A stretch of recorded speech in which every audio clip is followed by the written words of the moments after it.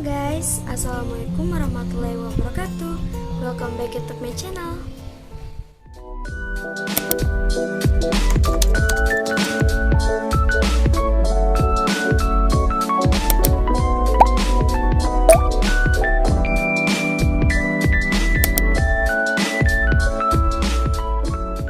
Perkenalkan, nama saya Siska Larasati dengan NIM 1022010101027 dengan mata kuliah Etika Bisnis dan Profesi.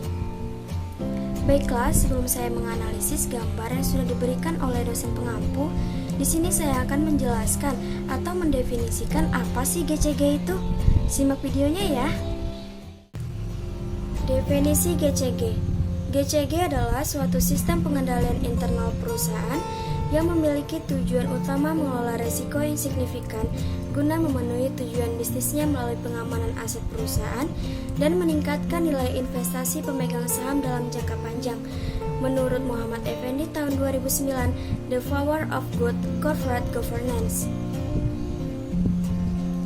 Tata kelola perusahaan yang baik atau good corporate governance adalah prinsip-prinsip yang mendasari suatu proses dan mekanisme pengelolaan perusahaan berlandaskan peraturan perundang-undangan dan etika berusaha.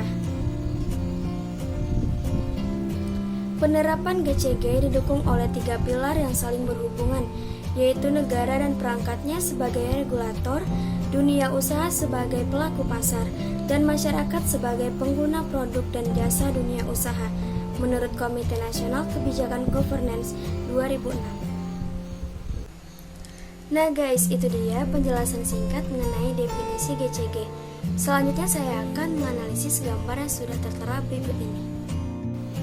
Seperti yang telah kita lihat, gambar di atas itu ada seorang kakek tua ialah sebagai seorang pemimpin, binatang-binatang ialah sebagai karyawan-karyawan, dan sebuah kapal ialah suatu perusahaan. Seperti yang sudah kita ketahui, sebuah perusahaan itu pasti memiliki tujuan dan pemimpin, serta karyawan-karyawan yang berada di perusahaan itu pasti memikirkan bagaimana cara untuk mencapai tujuan tersebut. Tetapi yang kita lihat di gambar yang tertera, di situ hanya seorang pemimpin yang bekerja sendiri, dan karyawan-karyawannya hanya berdiam diri seolah-olah tidak ada terjadi masalah.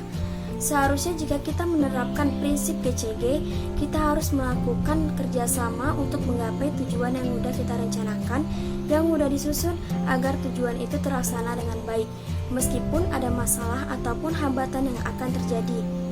Kita harus berhati-hati dan terus selalu mengontrol apapun yang udah dikerjakan, sekalipun perusahaan yang udah bagus, udah terkenal sekalipun, dan banyak orang-orang yang tahu. Dan sebagai pemimpin serta karyawan-karyawan dalam perusahaan tetap harus hati-hati dalam menerapkan prinsip GCG itu. Jika prinsip GCG-nya udah diterapkan dan berjalan dengan baik, serta tidak ada kesalahan-kesalahan dan hambatan yang terjadi, kita juga tetap harus mikir kerugian atas sesuatu yang bakal terjadi secara tidak terduga. Jadi selain menerapkan prinsip GCG, kita juga harus cari cara supaya nggak terjadi kerugian, masalah, dan hambatan dalam perusahaan. Dan siapin cara atau prinsip lain lagi kalau misalnya terjadi penurunan atau kerugian, masalah, dan hambatan dari suatu perusahaan itu.